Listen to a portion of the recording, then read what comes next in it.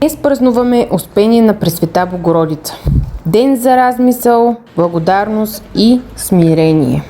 Вярвам, че истинската вяра живее в действията ни, в съвестта ни и в начина, по който се отнасяме към другите. Моралът и добротата не са просто думи, а избор, който правим всеки ден. Нека Света Богородица закриля домовете и семействата ви. Честит празник!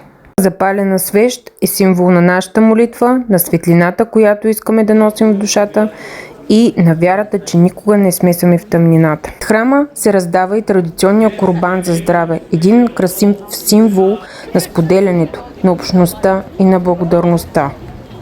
Курбанът не е просто храна, а мост между хората, напомняне, че когато се съберем с чисти сърца и добри намерения, благодатта се умножава.